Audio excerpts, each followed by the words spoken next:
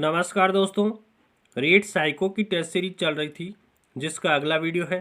देखिए आज की वीडियो का पहला प्रश्न, जॉन ऑफ प्रॉक्सिमल जेपीडी का प्रत्यय किसने दिया?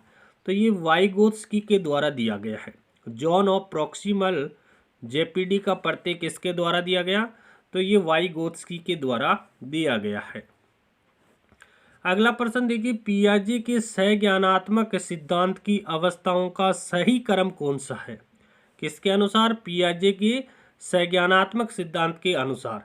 तो देखिए ऑप्शन 2 यहाँ पर करेक्ट होगा। सबसे पहले आएगी संवेदनात्मक गामक काल, फिर आएगा पूर्व सहक्रियात्मक काल, फिर 3 नंबर पे आएगा मूर्त सहक्रियात्मक काल और 4 नंबर पे आएगा औपचारिक सहक्रियात्मक काल।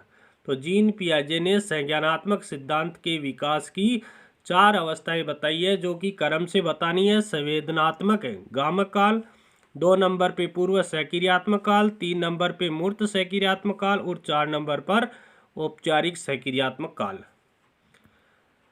अगला प्रश्न देखिए, वाइगोत्स्की के सामाजिक सांस्कृतिक सिद्धांत के अनुसार कौन सा कथन सही है? तो देखिए संस्कृति और भाषा में महत्वपूर्ण भूमिका निभाते हैं।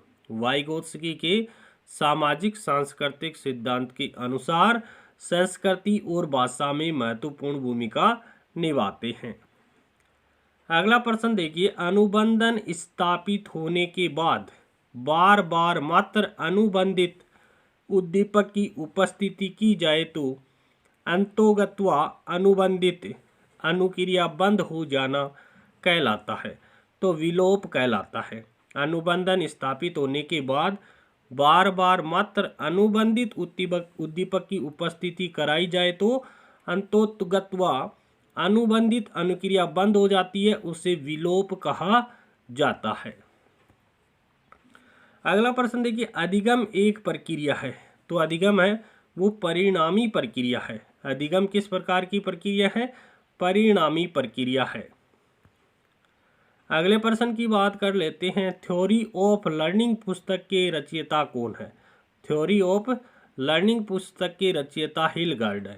थ्योरी ऑफ लर्निंग पुस्तक के रचयिता कौन है? हिलगार्ड है।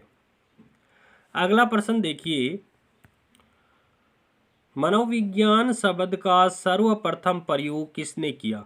तो रुडोल्फ गोएकल के द्वारा किया गया। मनोविज्ञान शब्द का सबसे पहले प्रयोग किसने किया था?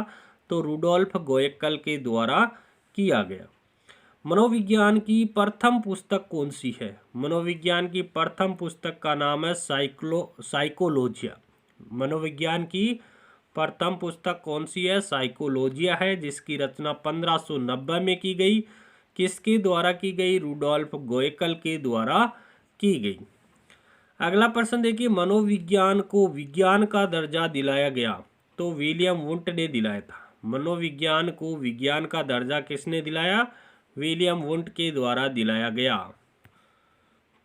अगले प्रश्न की बात करें कि कौन सी विधि विद्यार्थियों में वैज्ञानिक दृष्टिकोण पैदा करती है? कौन सी विधि करती है?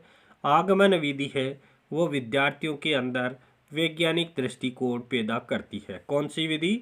आगमन विधि। अगला प्रश्न देखिए, सीखने का आदर्श काल माना गया है। तो शेषवावस्था को सीखने का आदर्श काल माना गया है। अगले प्रश्न की बात करें कि मनोविज्ञान को आत्मा का विज्ञान कहा गया है। मनोविज्ञान को आत्मा का विज्ञान कब कहा गया है? तो 16वीं सदी के अंदर। 16वीं सदी के अंदर मनोविज्ञान को आत्मा का विज्ञान कहा गया है। बात अन्य ऑप्शन की करें तो 17वीं 18वीं सदी में मनोविज्ञान को मन या मस्तिष्क का विज्ञान कहा गया है। 19वीं सदी में मनोविज्ञान को चेतना का विज्ञान बताया गया है और 20वीं सदी में मनोविज्ञान को व्यवहार का विज्ञान बताया गया है और वर्तमान में मनोविज्ञान को व्यवहार का विज्ञान कहा जाता है।